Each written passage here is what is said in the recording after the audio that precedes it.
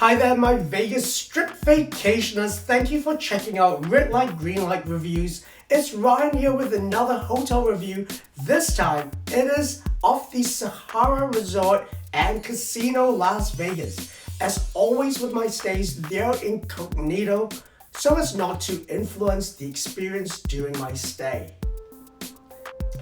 Las Vegas or Sin City was never really on my travel radar, yet we can't deny that sometimes it beckons like the call of a siren with its bright lights and mega casinos that moonlight as hotels and resorts. My inner child ultimately gave in to the fact that it's a giant theme park for grown-ups, and I chose to transit between cities. It was to be my first time visiting since I was 9. In recent years, it's expanded with even more themed hotels and resorts, a monorail, and those famed or notorious pool parties. 3 things that drew me to the Sahara Resort and Casino Las Vegas. Number 1, it has a monorail, and it is one of the only hotels connected directly to the Las Vegas monorail. Number 2, it is located on the north end of the Strip, which appears to be a little bit less congested. And number 3, the Blanca Wing was advertised as newly refurbished of the 3 towers. And so I decided to choose that. Let's check out some online reviews.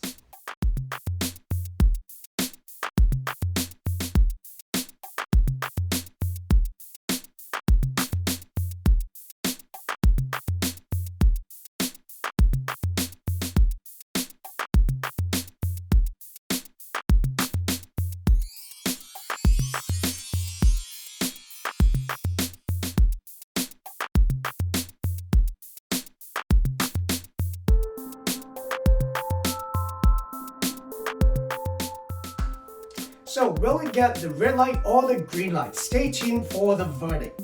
Come with me and let's check out as I take you through the arrival, the room, the food and amenities encountered during my stay.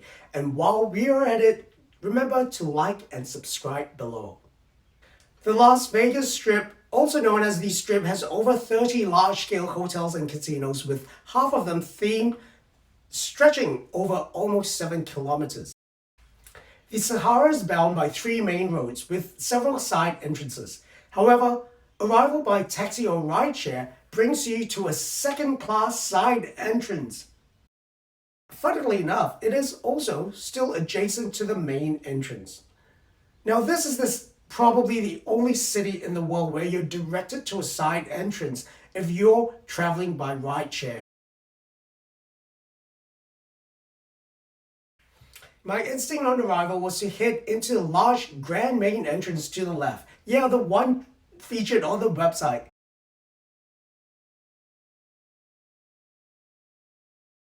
So I took the main entrance across the gaming floor with absolutely no signage for the reception. Turns out it is at the back of the property, and if you're arriving by private car, you're in luck as the drop-off point with the porters and valet is adjacent to the hotel. Please explain, my Uber wasn't allowed to stop, so no bellhop. Little did I know until leaving that arriving by rideshare means to walk about 50 meters around the outside of the building via an uncovered side path. Rain, hail, or shine. This week in late August as well, it was a 44 degrees Celsius day every day. I was absolutely parched.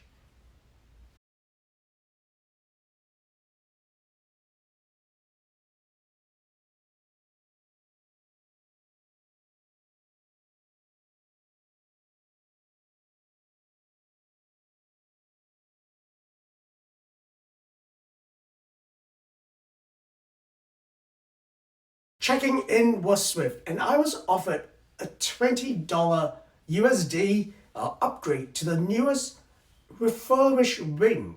Strange, I thought that I had booked the Blanca wing, which was the one advertised as being refurbished.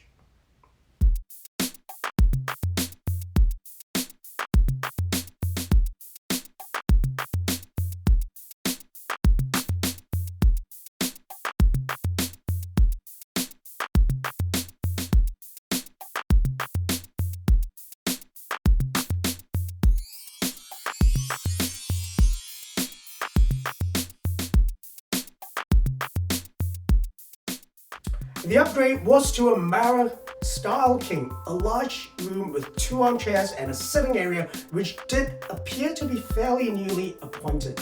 I'm curious as to why it wasn't advertised as newly renovated.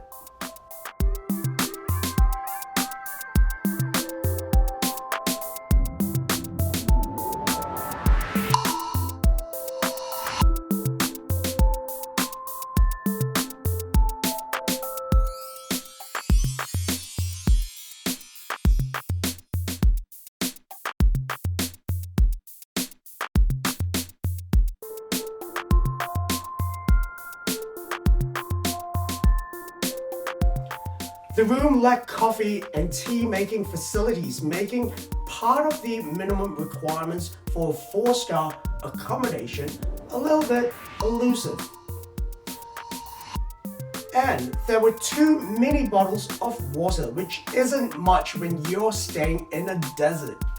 This leans you towards room service or heading downstairs for a cuppa.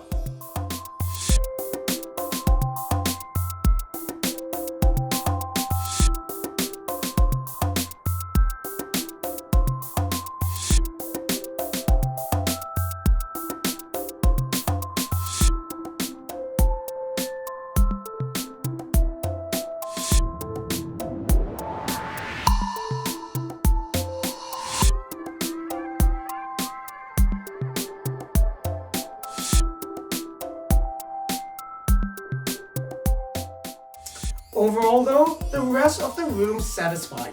Comfortable bedding and a fairly effective air conditioning to combat the summer sun streaming directly through those west-facing windows.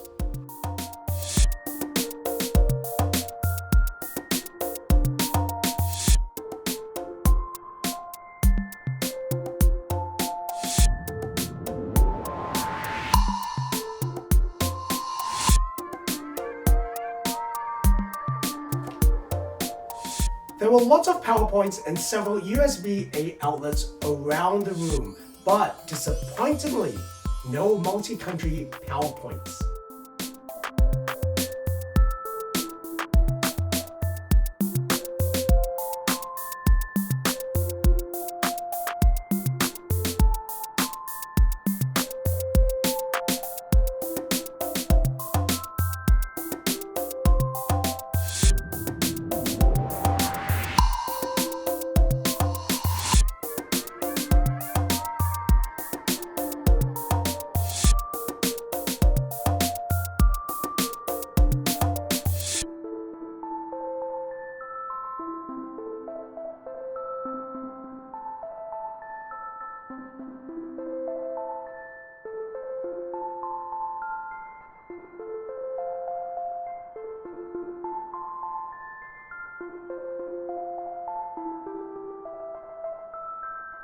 There are 3 pools in the hotel. The main pool is called the Azulo on the ground level. It is behind security control to check your ID rather than your room key, so it's open to anyone. Go figure. Definitely designed for a party. This pool falls short in 2 ways. There is no shade anywhere in the 44 degrees Celsius sun. Well, there is, but all the umbrellas are behind the bar. So the only way to get a sunbed or an umbrella is to hire one.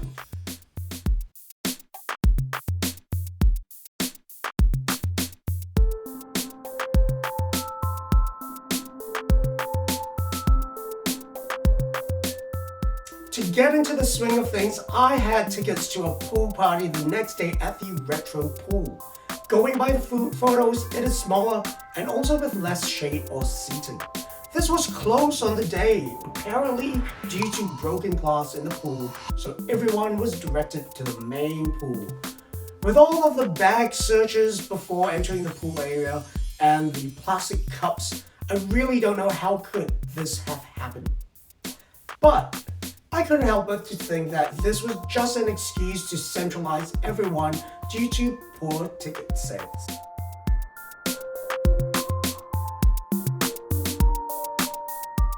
As for the cocktail at the bar, yes, it was nice and strong, but was it worth the experience?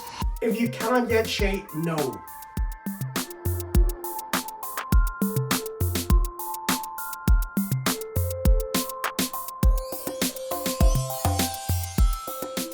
Every day was 44 degrees Celsius, and they all close at 6 p.m. Yes, 6 p.m. in the summer. Las Vegas hotels do this so people would head to the gaming floors.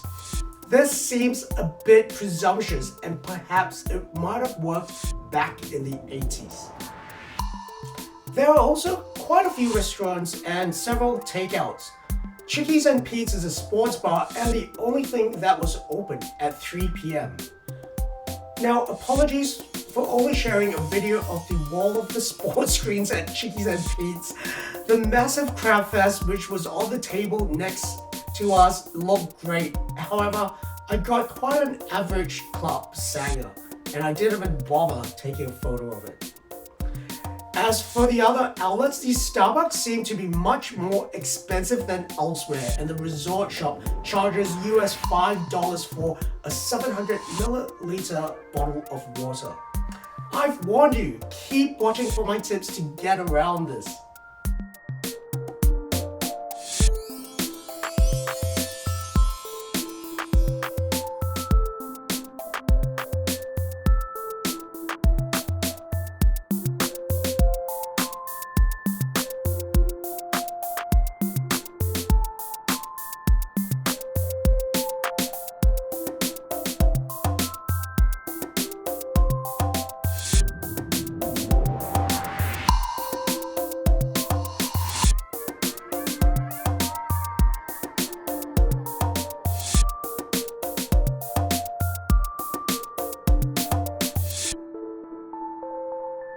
As for attention to detail and room cleanliness, this falls short. Everything looked great initially, but I found dust balls in the ensuite, drip marks of a mystery liquid down the drawer front, and several worn pairs of socks still in a drawer. No, no, no. So here is my verdict. I'm shining a red light on both the Sahara Resort and Casino and also on Las Vegas. Firstly, the inhospitable arrival and entrance into your Las Vegas hotel. No. And the lack of coffee and tea making facilities. The 6 p.m. closing time of pools and the lack of shade at the pools really does not make this a vacation. These peculiar trends with Vegas hotels makes you feel like you're doing them a favor if you've traveled and stayed around the world. I mean, it's that bad that even the room's oversight to cleanliness wasn't even a deal breaker. In saying that, if you do want to visit Las Vegas and want a hotel to stay at, I definitely recommend the Sahara Resort and Spa, primarily for the monorail. The main reason I booked the Sahara.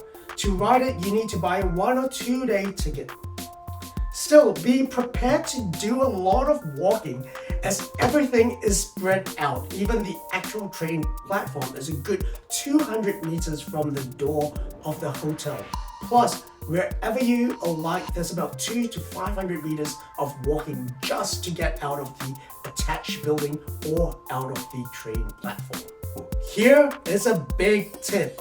You can head north from the hotel to East Sahara Avenue to get to another Starbucks, where there's also a 7-Eleven for all of your gallons of water, a Walgreens for your sunblock, and even, if you want some dirty fast food takeaway, there is a McDonald's. All of this is just about 400 meters from the hotel, about less than a 7-minute walk. I hope you have enjoyed this review. This is another Red Light Green Light Hotel review. Subscribe below so you don't miss out on any of my updates. Comment below because I would love to know what your own experience has been in Las Vegas or at the Sahara. And I want to know what your thoughts are of this review. Who knows, your comment might even make it into our next video.